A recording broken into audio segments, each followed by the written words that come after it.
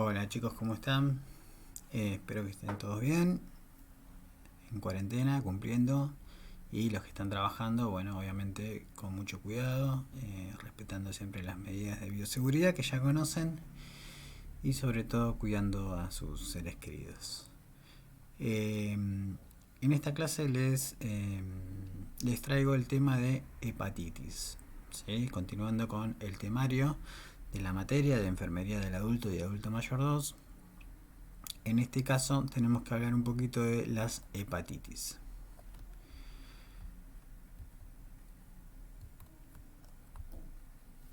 Cuando hablamos de hepatitis nos referimos a que es un proceso inflamatorio agudo o crónico de la glándula hepática, ¿sí? Del hígado. Cuando hay una inflamación a nivel hepático, a nivel del hígado, hablamos de una hepatitis. Esa hepatitis puede ser aguda o crónica. ¿Cómo se producen o qué cosas producen hepatitis? Básicamente hay un montón de agentes que pueden producir algún tipo de daño hepático. Ahora vamos a ver, obviamente vamos a hacer hincapié en las más importantes, en las principales, pero sepan que las causas de hepatitis son un montón, ¿sí? Y una forma de clasificarlas es en agudas y crónicas. Acá tenemos algunos ejemplos, ¿sí? De etiología, o sea, de causas de hepatitis. Una división importante es dividirlas entre infecciosa y no infecciosa. Cuando hablamos de infecciosa estamos haciendo referencia a microorganismos, ¿sí? De cualquier tipo. Pueden ser virus, pueden ser bacterias, pueden ser hongos o pueden ser parásitos, ¿sí? Cualquiera de estos puede producir una hepatitis. Dentro de los virus, después vamos a ver algunos. Los virus también se pueden clasificar en virus hepatotropos y no hepatotropos. Y dentro de los hepatotropos vamos a tener a los virus de la hepatitis A, hepatitis B, hepatitis C, hepatitis D, hepatitis E, ¿sí? Hay varios. En cuanto a las bacterias, también hay múltiples bacterias que pueden generar algún tipo de inflamación a nivel del hígado. Pero generalmente son las piógenas las más frecuentes, por ejemplo el estafilococo, que ya lo conocen, el streptococo, ¿sí? Escherichia coli también. Hongos también pueden dar algún tipo de infección hepática y también parásitos, ¿sí? Parásitos que también pueden dar algún tipo de hepatitis. Cuando hablamos de etiología no infecciosa, obviamente hacemos referencia a todo lo que no está representado por los microorganismos, y dentro de lo no infeccioso fíjense que tenemos, por ejemplo, fármacos, ¿sí? Si se acuerdan algo de fármaco, muchos efectos adversos de los fármacos estaban relacionados con algún tipo de daño hepático, ¿sí?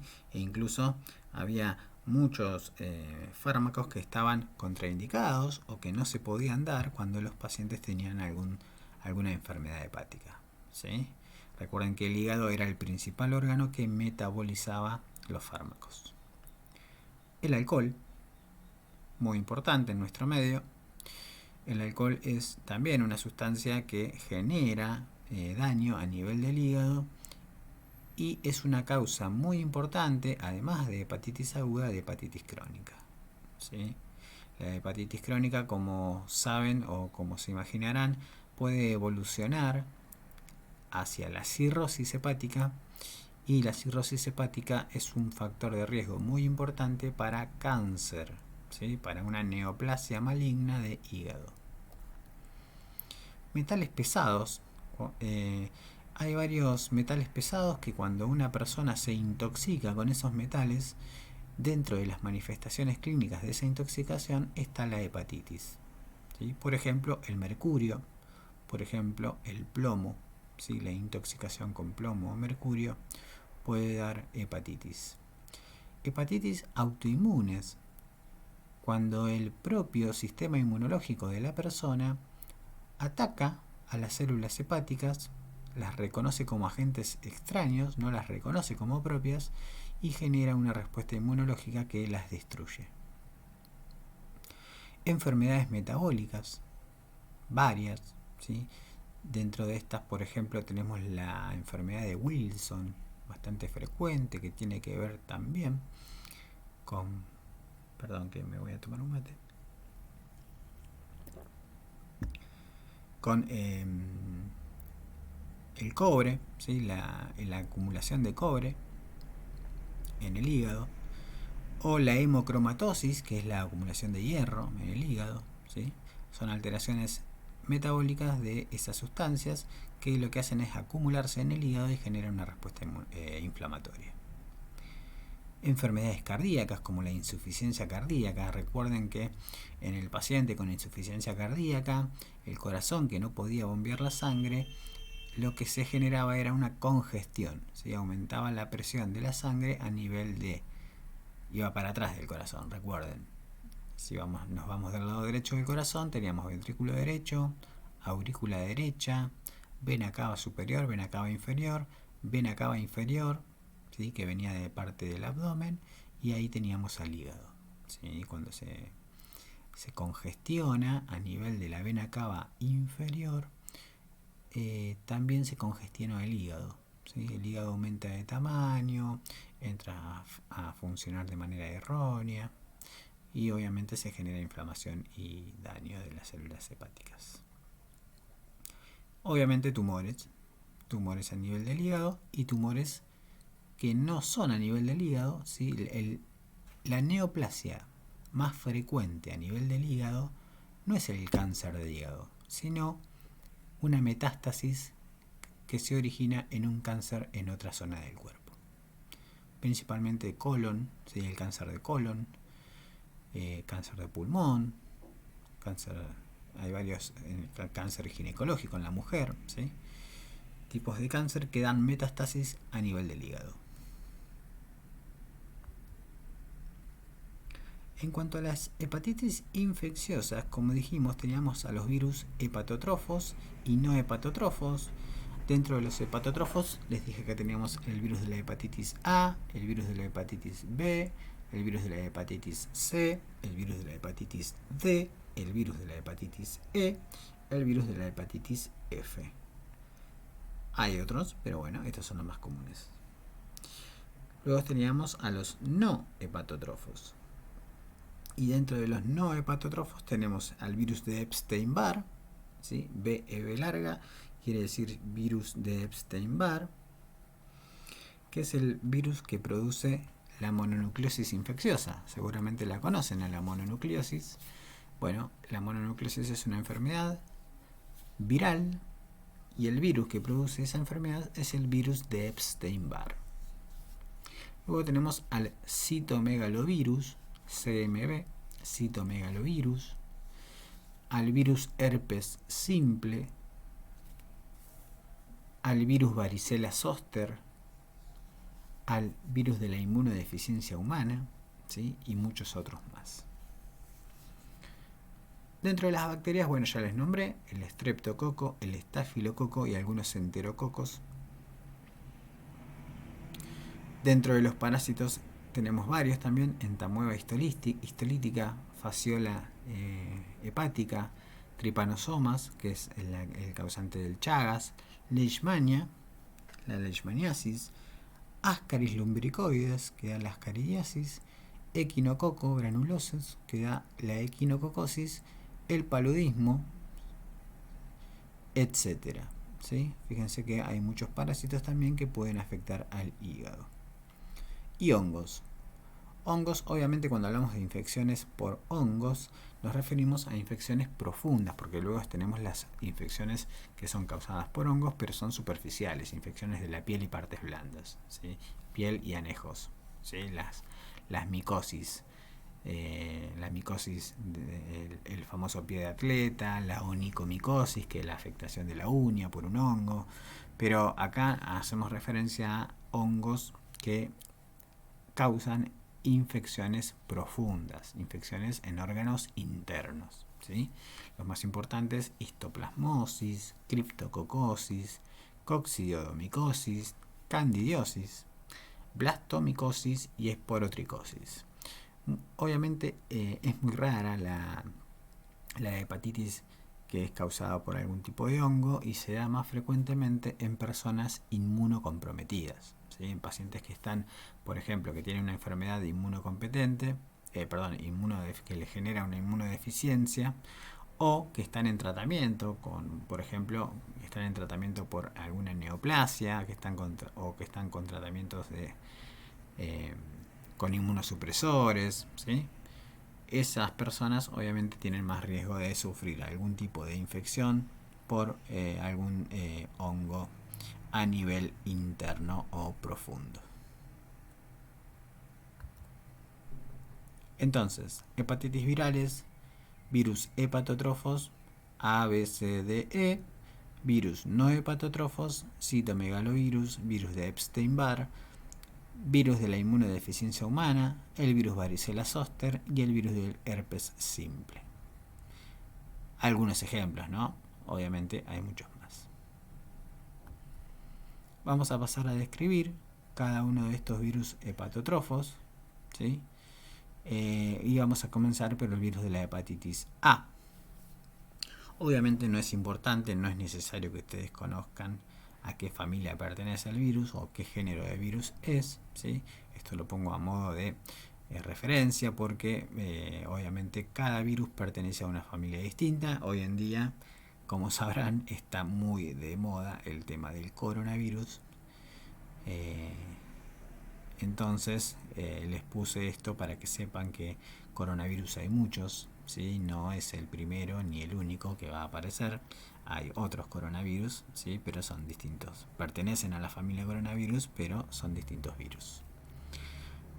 Entonces, el virus de la hepatitis A pertenece a la familia Picornaviridae, género hepatovirus. Es un virus ARN simple. ¿Qué quiere decir eso? Que su gen, su molécula de ADN, es una molécula de ARN, no es de ADN, sino ARN simple. Es un virus desnudo, es decir, que no tiene cápsula y es muy pequeño. Fíjense que mide 27 nanómetros, ¿sí? Muy, muy pequeño. Es resistente al pH ácido del estómago y a bajas temperaturas. Obviamente que sea resistente al pH del estómago es importantísimo porque es lo que le permite al virus sobrevivir al estómago y generar la infección, ¿sí? Muchas veces el ácido del estómago actúa como una barrera, como protección, ¿sí? Nos protege de muchos microorganismos que no sobreviven al ácido del estómago, pero el virus de la hepatitis A sobrevive. En cuanto a la epidemiología, es un virus que es muy frecuente en la infancia, ¿sí? Por eso la vacunación a tan temprana edad. Después vamos a ver un poquito de inmunoprofilaxis, pero es muy frecuente en la infancia y está relacionado con situaciones de pobreza, de hacinamiento y falta de higiene, ¿sí? Tiene una distribución universal, es decir, en todo el mundo, y fíjense que hay 1,5 millones de casos en todo el mundo. Acá tenemos la distribución del virus, fíjense que es a nivel mundial. Obviamente la zona más roja es donde más casos hay, ¿sí? Esto es del 2005, obviamente con la vacuna esto bajó mucho, no tengo datos actuales, pero esto se ha reducido mucho gracias a la vacuna, ¿sí? Fíjense que los países africanos tienen muchos casos, el sudeste asiático, que son zonas donde hay bastantes deficiencias en cuanto a la higiene y a las condiciones sanitarias de las personas, ¿sí?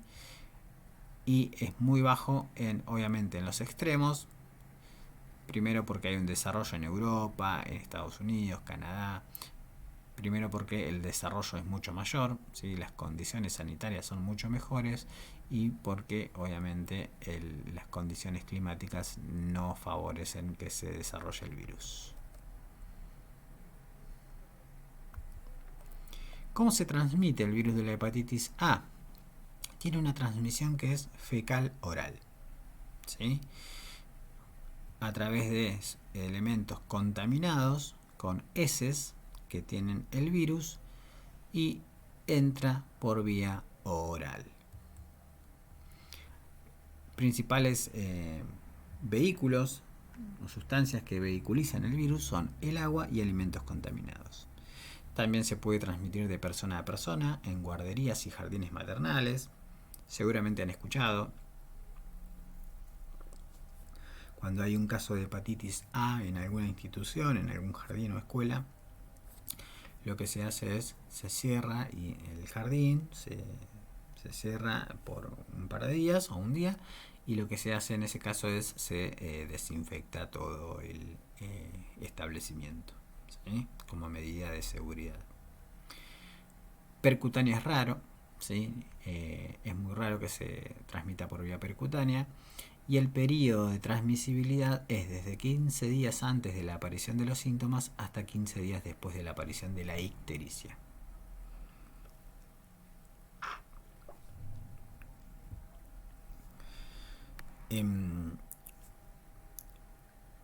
Esto también por ahí hoy en día lo han escuchado mucho. ¿Cuál es el periodo de transmisibilidad?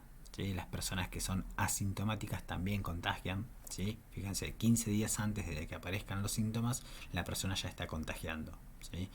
No tiene síntomas, pero tiene el virus y lo está transmitiendo a través de su materia fecal, ¿sí? Personas asintomáticas transmiten el virus 15 días antes y 15 días después de que aparecen los síntomas. Hepatitis A, entonces, transmisión fecal oral y principalmente a través de alimentos y agua contaminados. ¿Cuáles son las manifestaciones clínicas de la hepatitis A? Fíjense que el 70% es asintomático en menores de 6 años. En los niños, la hepatitis A en el 70% de los casos es asintomática. Es decir, tienen hepatitis, pero no nos damos cuenta, ¿sí? Porque no tiene ningún signo ni síntoma. No da formas crónicas, ¿sí? La hepatitis A es muy, pero muy raro que dé hepatitis crónica, y la forma fulminante es rara. En realidad, la vacuna contra la hepatitis A se puso en el calendario de vacunación porque era la principal causa de trasplante hepático en niños. Daba una forma fulminante de hepatitis fulminante que la única terapéutica era el trasplante hepático.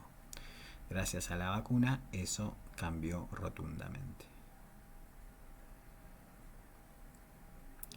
¿Cuáles son las formas de presentación? Bueno, dijimos subclínica, dolor abdominal, poca fiebre, elevación de transaminasas, que son las enzimas hepáticas, anictérica, es decir, que sin ictericia, que es como si el paciente tuviera una gripe, ¿sí? Siente un poquito de dolor de cabeza, un poquito de fiebre, un poquito de dolores musculares, ¿sí? Pero nada nos hace pensar que puede ser una hepatitis, ¿sí? Y sí, en el caso de la ictérica, ¿sí? El paciente obviamente se pone amarillo por el aumento de la bilirrubina y ahí sospechamos que puede ser alguna enfermedad del hígado. La forma ictérica es más frecuente en los adolescentes. La forma clásica, entonces, dijimos que tenía una fase preictérica donde hay síntomas inespecíficos, similar a un síndrome gripal. Luego viene la fase ictérica, donde el paciente se pone amarillo. Coluria, es decir, pis oscuro, ¿sí? Pis como del color de la Coca-Cola. Hipocolia o acolia, esto quiere decir que la materia fecal es muy clara, color muy clarito o blanca, ¿sí? Entonces, el paciente se pone amarillo, el pis es negro, oscuro, como la Coca-Cola, y la materia fecal es blanca, ¿sí? Ahí tenemos 3 cambios de coloración. Uno en la piel y mucosas, que se pone amarillo, otro en el pis, que se pone oscuro, y otro en la materia fecal, que se pone claro. Y luego viene la fase de convalescencia donde el paciente se recupera. Entonces, ¿qué podemos encontrar? Podemos encontrar la ictericia, el hígado va a estar aumentado de tamaño, eso se llama hepatomegalia, y va a estar doloroso, ¿sí? Si intentamos palpar el hígado, tocar el hígado, el hipocondrio derecho, o lo percutimos, el paciente va a manifestar dolor. Puede estar el bazo, también puede estar aumentado de tamaño, eso es la esplenomegalia. Dolor en el hipocondrio derecho, obviamente, adenopatía cervical, es decir, ganglios aumentados de tamaño, a nivel del cuello, y prurito. El prurito es obviamente por la ictericia. Prurito es picazón, ¿sí? ¿Cómo se hace el diagnóstico? Primero se investiga epidemiológicamente a la persona, si está vacunado, si tiene agua segura en la casa, alimentos que ingirió, si tiene antecedentes de contacto, si estuvo en contacto con una persona que haya tenido los mismos síntomas o que haya tenido hepatitis, ¿sí? Luego se hace el examen clínico y por último los exámenes de laboratorio, ¿sí? Para hacer el diagnóstico lo que se hace, se pide el laboratorio específico donde se pide la inmunoglobulina M contra el virus de la hepatitis A. Si es positivo, estamos hablando de una hepatitis aguda. Si me da positiva la IgG, no la IgM, me dice que es una infección pasada, ¿sí? Que ya pasó hace tiempo y le quedó el anticuerpo. Tratamiento. No existe un tratamiento específico, ¿sí? No hay un tratamiento específico para la hepatitis A. Lo que sí se hace son medidas de sostén, ¿sí? Obviamente una dieta un poquito sana, que no coma grasas, antitérmicos, analgésicos, ¿sí? Todo para aliviar los síntomas y signos que tenga el paciente, pero normalmente se recupera solo. Profilaxis. ¿Cómo hacemos prevención? Bueno, lo ideal sería obviamente la educación, que todo el mundo tenga acceso al agua potable, que todo el mundo tenga acceso a la correcta eliminación de las excretas. Obviamente estamos hablando de las cloacas, ¿sí? Y la vacunación, ¿sí? En nuestro calendario nacional de vacunación tenemos presente la vacuna para la hepatitis A, que se da al año de vida, ¿sí? Hepatitis B es un virus que pertenece a la familia Hepatnaviridae, género Hepatnavirus. Es un ADN, fíjense que el anterior era un ARN simple, de cadena simple, y este es un ADN de cadena doble, y además es envuelto. Fíjense que está el virus, este es el material genético, el ADN, doble cadena, esta es la cápside y esta es la envoltura, ¿sí? Es un virus envuelto. El otro, el anterior, no tenía envoltura, solamente tenía la cápside, ¿sí? Epidemiología. El 5% de la población mundial tiene una infección crónica por hepatitis B. Fíjense la importancia, el impacto que tiene la hepatitis B, y después vamos a ver la hepatitis C también. ¿Sí? El 5% de la población mundial tiene infección crónica por hepatitis B. Transmisión vertical, 400.000. 1.000.000 de muertes por año, ¿sí? Produce 1.000.000 de muertes por año a nivel mundial, la hepatitis B. La aportación crónica aumenta el riesgo de cáncer, ¿sí? Hepático.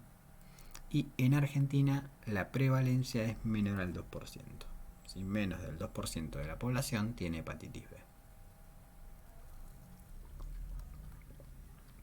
En este gráfico lo que quiero justamente graficar es que vean cómo puede evolucionar la hepatitis B, ¿sí? De una hepatitis aguda puede ir a una hepatitis crónica. La hepatitis crónica evoluciona a cirrosis y la cirrosis evoluciona a un cáncer hepático. Acá tenemos la distribución, ¿sí? También es a nivel mundial, pero fíjense que por suerte en nuestro medio tenemos una baja prevalencia. Obviamente en regiones donde hay extrema pobreza la prevalencia es mayor, ¿sí? Regiones del África subsahariano, sudeste asiático, ¿sí? ¿Cómo se transmite la hepatitis B? Bueno, la hepatitis B se transmite de varias formas y las clasificamos en horizontal y vertical. Horizontal quiere decir de par a par, ¿sí? Y vertical quiere decir de madre a hijo. Dentro de la forma de transmisión horizontal tenemos la parenteral, a través del contacto con transfusiones sanguíneas, hemoderivados, accidente ocupacional, el famoso pinchazo con una aguja con sangre, ¿sí?, a la cual estamos muy expuestos todos nosotros, el personal de salud, uso de jeringas y agujas no esterilizadas, objetos contaminados, exposición percutánea o de mucosas a líquidos corporales o sangre contaminada, y a través del contacto sexual con un infectado, ¿sí? Fíjense que el contagio de hepatitis B es más probable que el de HIV. Si una persona tiene hepatitis B y tiene HIV y tiene relaciones con otra persona sin protección, es más probable que se contagie la hepatitis B que el HIV. ¿Sí? ¿Se entiende el concepto? En la transmisión vertical dijimos que era de madre a hijo, ¿sí? Por eso, en la embarazada siempre se debe buscar si tiene hepatitis B o no. Y si no tiene, obviamente, vacunarla. Entonces, acá tenemos gráfico con las formas de transmisión: la parenteral, la perinatal o vertical, madre a hijo, la horizontal, que estaría la sexual, ¿sí?, la parenteral, la percutánea, ¿sí?, esa sería la horizontal. Manifestaciones clínicas: periodo de incubación entre 45 y 180 días. Fíjense la variabilidad, ¿sí?, tiene hasta 6 meses de periodo de incubación. O sea que durante 6 meses el paciente puede estar asintomático, ¿sí?, y está incubando el virus de la hepatitis B.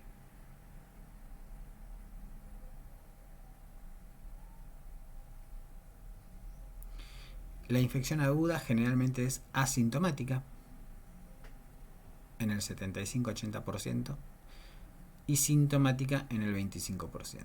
Es decir, 3 de 4 personas van a ser asintomáticas. Manifestaciones hepáticas o extrahepáticas, ¿sí?, manifestaciones a nivel del hígado o en otros órganos, como por ejemplo artralgias, dolores articulares, exantema, ¿sí?, que le salga que el paciente se brote, si tenga manchitas en la piel, neurológicas y hematológicas. En la infección crónica, ¿sí?, puede evolucionar a cirrosis y al carcinoma hepatocelular, al cáncer de hígado.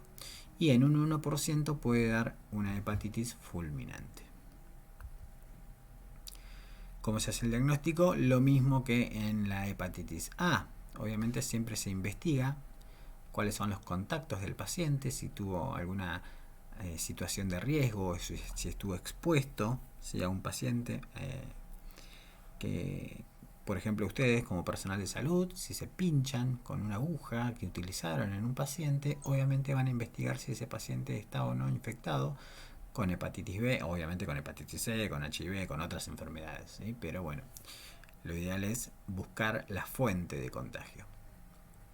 En el laboratorio, como siempre, tenemos el inespecífico, donde me da una idea del estado del paciente, de cómo está el paciente con respecto a su enfermedad, y el específico, que me permite hacer el diagnóstico. Serología para hepatitis B. Tratamiento. Acá tenemos algunos fármacos para dar, ¿sí?, en el caso de la hepatitis B, ¿sí?, que se usa interferón, lamivudina, adefovir, entecavir. Son los últimos que han salido. Son obviamente fármacos bastante caros, pero bueno, tenemos un tratamiento que podemos administrarle a pacientes que tengan hepatitis B, sobre todo la hepatitis aguda o crónica, ¿no? Pero la ideal es que la crónica no avance, no evolucione a una cirrosis o a un cáncer hepático. También tenemos profilaxis, obviamente, por suerte. Tenemos la vacuna, también en calendario. Hay 2 esquemas de vacunación, el del recién nacido y el del adulto. Como saben, el recién nacido debe recibir la primera dosis antes de las 12 horas del nacimiento, y luego recibe la dosis a los 2, a los 4 y a los 6 meses. En el adulto, fíjense que el recién nacido recibe 4 dosis, ¿sí? En cambio, en el adulto son 3 dosis. ¿sí? Que se dan 0, 30 y 180 días. ¿Sí? Y también tenemos la profilaxis pasiva, ¿sí? Al paciente no se le da una vacuna, sino que se le da la gamma globulina específica, ¿sí? Eso en pacientes expuestos o, por ejemplo, en bebés recién nacidos cuya madre tiene hepatitis B. Además de darle la vacuna a ese recién nacido, se le da la gamma globulina específica.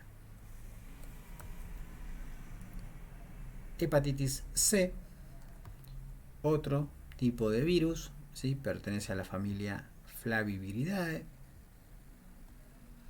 Género Hepacivirus. Es un ARN de cadena simple envuelto. 300 millones de portadores a nivel mundial. Es una causa más frecuente de hepatitis crónica en el occidente. El pasaje a la cronicidad es el 80%. Fíjense, el 80% de los que tienen hepatitis C van a ir a una hepatitis crónica. Lo importante de eso es que un alto porcentaje de esos también va a ir a un carcinoma hepatocelular, a cáncer hepático. En Argentina la prevalencia es baja, 0,5 a 1%. Acá tenemos otra vez el mapita mundial con la distribución de la hepatitis C. ¿Sí? Obviamente los países más oscuros, rojo o morado, son donde hay una alta o muy alta prevalencia, y los más claritos son donde hay baja prevalencia. ¿Cómo se transmite? La transmisión es muy similar a la de la hepatitis B. ¿Sí? Tenemos la forma horizontal y la forma vertical. En cuanto a la horizontal, la vía parenteral es más alta que la hepatitis B, ¿sí? El riesgo es más alto. Las transfusiones, los hemoderivados, los trabajadores de la salud, obviamente, hemodializados, trasplantados de médula ósea, drogadictos intravenosos, la vía sexual, y la vertical, la perinatal, de 0 a 30% de los nacidos de madres positivas. El parto vaginal aumenta el riesgo, generalmente lo mismo que para el HIV. Pacientes madres, ¿sí? Que están por dar a luz y tienen HIV o hepatitis C, obviamente se aconseja la cesárea, porque el riesgo de contagio, de transmisión del virus es menor. En la lactancia hay dudas, ¿sí? Pero no se suspende la lactancia, no es un motivo para suspender la lactancia materna. En cuanto a las manifestaciones clínicas, periodo de incubación similar al de la hepatitis B. La mayoría son asintomáticos, tiene una fase aguda, ictérica, son en el 25%, ¿sí? Uno de cada 4 solamente va a tener ictericia, va a tener manifestaciones a nivel de la piel, y manifestaciones extrahepáticas. La fase crónica, fíjense que el 60-80% va a ir hacia una hepatitis crónica, y de esos el 20% va a ir a la cirrosis, que luego evoluciona a un cáncer hepático. Acá tenemos hepatitis aguda, el 80% va a ir a una hepatitis crónica, el otro 20% se va a curar. De este 80% que evoluciona a hepatitis crónica, ¿sí? Vamos a tener un 20% que va a ir a cirrosis.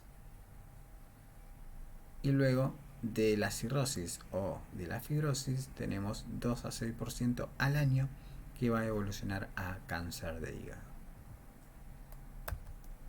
En cuanto al diagnóstico, lo mismo, se hace el diagnóstico a través de la epidemiología, ¿sí? Evaluando los contactos del paciente, y laboratorio inespecífico y el específico, donde se pide serología y PCR para investigar la presencia del ARN viral.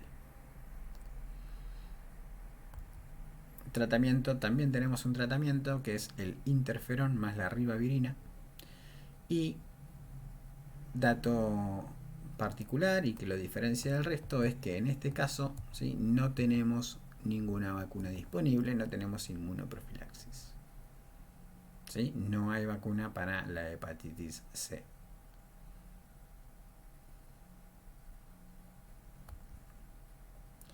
En cuanto a la hepatitis D, es un virus ARN defectivo. Se dice que es defectivo porque necesita que el paciente tenga hepatitis B.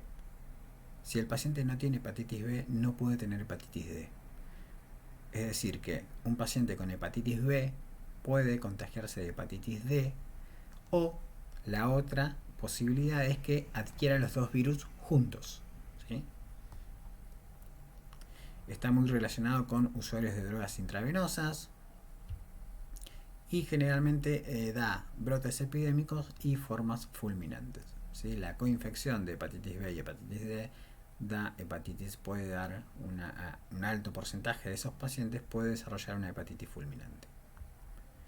La vía de transmisión, obviamente, si está ligado a la hepatitis B, es la misma, ¿sí? Son los mismos mecanismos de transmisión que para la hepatitis B.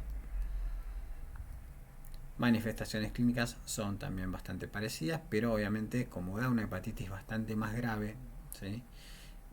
Puedan aparecer, por ejemplo, vómitos incoercibles, es decir, que son difíciles de parar, diátesis hemorrágicas, ¿sí? Hemorragias muy profusas, difíciles de parar también, manifestaciones a nivel del sistema nervioso central, ¿sí? Y obviamente la hepatitis fulminante, donde ya es un cuadro muy grave. Diagnóstico: antígeno delta en sangre, PCR o biopsia hepática. El virus de la hepatitis E es un virus de la familia Calicivirus, género norovirus, es un ARN monocatenario. Este es muy similar a el virus de la hepatitis A, ¿sí? E incluso tiene, fíjense, bueno, esta es la distribución a nivel mundial, y fíjense que la transmisión es igual, ¿sí? Al virus de la hepatitis A. Fecal oral a través de contaminación del agua, ¿sí? Por ejemplo, en las inundaciones es muy frecuente, ¿sí? La transmisión de este virus por esa vía, principalmente el agua contaminada. Bueno, como dije, fíjense, es muy similar a la hepatitis A, es muy rara la forma crónica, principalmente de las formas agudas, y un caso particular son las embarazadas, donde en las embarazadas sí puede dar cuadros de hepatitis fulminante, ¿sí? Hepatitis graves, muy graves, ¿sí? Pero solo en las embarazadas. El diagnóstico es igual, ¿sí? A través de la epidemiología, de la clínica y del laboratorio. Tratamiento general, esto es para todas las hepatitis, ¿sí? No existe un tratamiento específico de la enfermedad. Los objetivos deben encaminarse a evitar las situaciones que pueden implicar un sufrimiento del hígado enfermo, más que a mejorar la función hepatocelular, ¿sí? Para lo que no se dispone de ninguna medida terapéutica, ¿sí? Esto como concepto general. No tenemos un tratamiento específico para las hepatitis, ¿sí? Solo medidas de sostén, ¿sí? Para aliviar los síntomas del paciente y tratar de que se recupere de la mejor manera posible. Muy raras veces es necesaria la internación del paciente, ¿sí? Por una hepatitis aguda. Puede autorizarse el tratamiento en el domicilio cuando están garantizadas las medidas higiénico-dietéticas aconsejables, ¿sí? Obviamente teniendo en cuenta las consideraciones del grupo familiar, ¿sí? El aislamiento de los pacientes es una medida prácticamente inútil, ¿sí? Ya que la máxima viremia y por consiguiente el periodo de contagiosidad se produce en la fase prodrómica y en las fases iniciales de la ictericia, por lo general anteriores al diagnóstico. ¿Sí? ¿Se entiende? Creo que es bastante claro, ¿no? Cuando nosotros hicimos el diagnóstico, el periodo de mayor contagiosidad del paciente ya pasó, ¿sí? Por lo tanto, aislarlo en ese momento no tiene mucho sentido, ¿sí? Si contagió a alguien, ya lo hizo antes, ¿sí? Si tiene riesgo de contagiar a alguien, ya lo hizo. A pesar de todo, es conveniente asegurarse el cumplimiento de las medidas higiénicas mínimas, ¿sí? El paciente debe disponer de una habitación individual, usar pijamas que cubra todo el cuerpo para prevenir la contaminación fecal de las sábanas. Su ropa de cama, así como los platos y cubiertos de su uso, deben recogerse y lavarse por separado. El material sanitario que se utilice, en particular jeringas y agujas, y el aseo personal deben ser desechables o exclusivos para cada paciente. obviamente no vamos a utilizar lo que usamos en este paciente en otro paciente, ¿sí? Generalmente lo ideal es que esos útiles y ese material sanitario utilizado en ese paciente sea solamente para uso en ese paciente y no se utilice en otro. El reposo en cama está recomendado por el periodo de máxima astenia, ¿sí? Obviamente los pacientes tienen mucha astenia. Astenia es que se sienten muy cansados, ¿sí? Les duele todo el cuerpo, tienen muchas artralgias y mialgias, ¿sí? Sienten mucho cansancio. Entonces en esa época, en ese periodo de máxima astenia, se recomienda el reposo, pero luego no es necesario. La dieta en la hepatitis vírica ha sido objeto de una mitificación excesiva. Ni las dietas hipercalóricas ni la restricción abusiva de grasas están justificadas. Se realiza obviamente una restricción de grasas, pero no es tan extrema como se solía hacer antes. En la fase inicial, cuando la anorexia, las náuseas y los vómitos pueden plantear dificultades para la alimentación, los jugos de frutas azucarados, las bebidas gaseosas, suelen ser mejor tolerados que los alimentos sólidos. Obviamente, si el paciente tiene muchas náuseas y muchos vómitos, es muy difícil darle de comer por boca. En ese caso, quizás el paciente tolera mejor los líquidos que los sólidos. La dieta debe ser equilibrada, alcanzando las 3000 calorías o más en forma de hidratos de carbono, proteínas y grasas.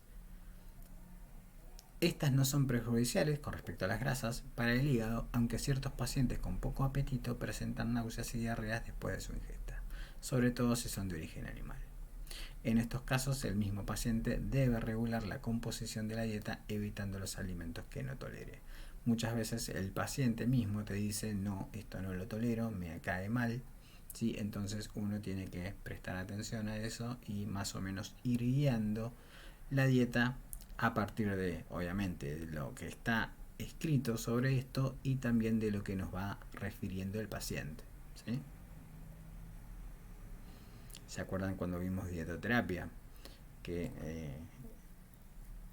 la última ley de la nutrición era la ley de la adecuación, ¿sí? Que la dieta tiene que estar adecuada a cada persona.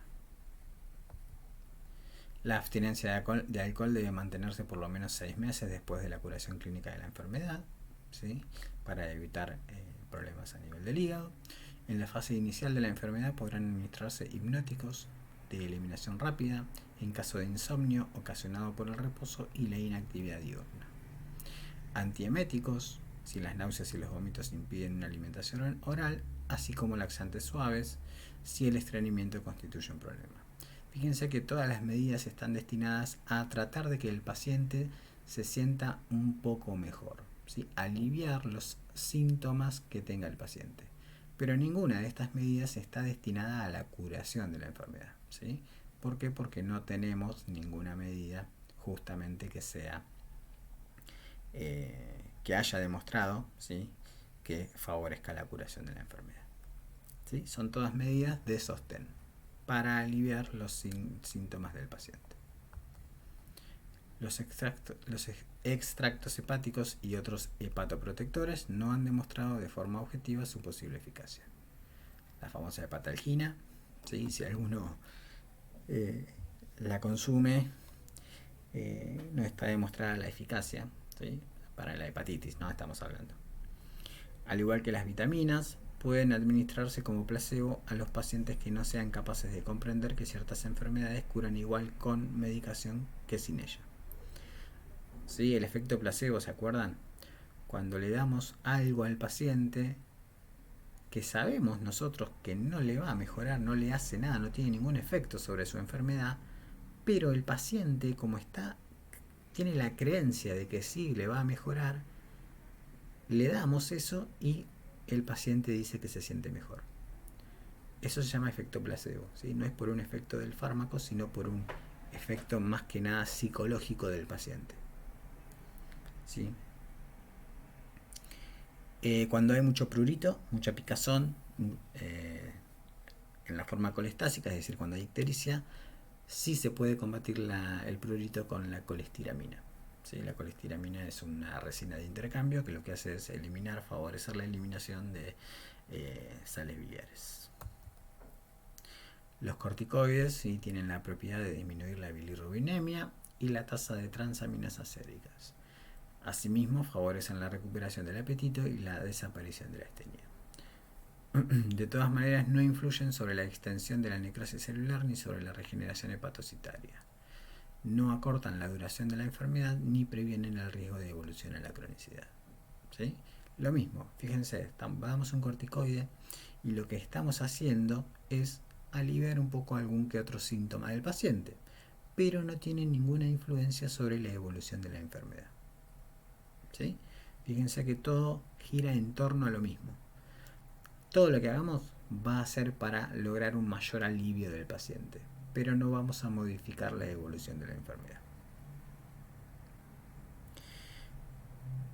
Sí favorece, por el contrario, la aparición de recidivas en el momento de interrumpir su administración y presenta riesgos potenciales de complicación. Recuerden que los glucocorticoides tienen muchísimos efectos adversos. ¿Sí? El tratamiento de la hepatitis vírica de curso común consiste en tranquilizar al paciente sobre la benignidad de su enfermedad, es decir, decirle que se le va a pasar, se va a curar, ¿sí? Va a evolucionar de forma favorable, aconsejar el reposo y no prescribir, si es posible, medicamento alguno. ¿Sí? ¿Por qué? Porque lo que vimos antes, ningún fármaco me va a modificar la evolución de la enfermedad. ¿Sí? Y acuérdense que los fármacos pueden tener efectos adversos, principalmente a nivel del hígado. ¿Y qué hacemos con las medidas de prevención de la transmisión, ¿sí? De persona a persona? La hepatitis A, como dijimos, se transmite fecal oral, ¿sí? En general por la introducción en la boca de los dedos o de objetos. Obviamente por eso también es mucho más frecuente en niños. Sí, recuerden que los niños generalmente se llevan toda la boca, andan con las manos sucias, no se lavan las manos, utilizan objetos contaminados, sucios, ¿sí? Andan por el suelo, etc. Entonces es muy frecuente la hepatitis A en los niños. ¿Sí? Obviamente lo que se hace o lo que se intenta es de extremar las medidas higiénicas en la casa donde haya pacientes con hepatitis, ¿sí? Para que no se transmita la enfermedad a los demás integrantes del grupo familiar. Cuando se da un caso en una guardería infantil, es conveniente prescribir gamma globulina a todos los demás niños y al personal. Obviamente esto acá no se hace, ¿sí? Pero bueno, son recomendaciones que dan algunas asociaciones o algunos organismos internacionales con respecto a la profilaxis. En cuanto a la hepatitis B y a la hepatitis C, debe recomendarse no compartir los útiles de aseo personal del paciente, ¿sí? Lo que ya dijimos, no compartir el peine, el cepillo de dientes, el corta uñas, la máquina de afeitar, las toallas, ¿sí? Tratar de que sea de uso solamente personal, ¿sí?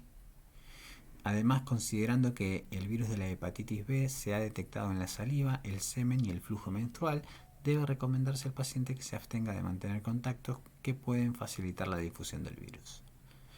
La ropa o las superficies manchadas con sangre del paciente deben ser enérgica e inmediatamente desinfectadas. Para las primeras basta con la ebullición, o sea, hervirlos, ¿sí? La ropa. Y para las segundas el empleo de lejías, o sea, de lavandina o cloro, ¿sí? En el caso de las superficies manchadas con sangre del paciente. En el caso de la transmisión por agua y alimentos contaminados, ¿sí? Obviamente lo que se hace es utilizar o tratar de sanitizar los alimentos. El concepto de sanitización tiene que ver con la utilización, obviamente la buena cocción, hervir el agua o echarle las famosas 2 gotitas de lavandina por litro de agua, ¿sí? Todo lo que tiene que ver con evitar la transmisión de estos virus a través de los alimentos. Y acá para terminar les dejo un cuadrito donde está de modo resumido los virus de la hepatitis, los virus hepatotróficos ¿sí? Con sus distintas características, ¿sí? La familia a la que pertenecen, qué tipo de gen poseen, ¿sí? De molécula de ADN o de ARN, cómo se transmiten, la gravedad de la enfermedad que generan con más frecuencia, manifestaciones clínicas, si genera o no cronicidad, si genera o no una hepatitis fulminante, si genera o no cáncer hepático, y bueno, cómo se hace el diagnóstico y si tenemos profilaxis o no. ¿Sí? Fíjense que acá vacunas para hepatitis A al año y vacunas para hepatitis B en el caso del esquema para el recién nacido 0, 2, 4 y 6 meses. En el adulto recuerden que son 3 dosis, 0, 30 y 180 días. Bueno, hasta acá llegamos entonces con las hepatitis. Espero que se entienda un poquito y nos vemos en el próximo encuentro. Cualquier duda o consulta obviamente la pueden comentar en Classroom. Un saludo para todos y cuídense mucho.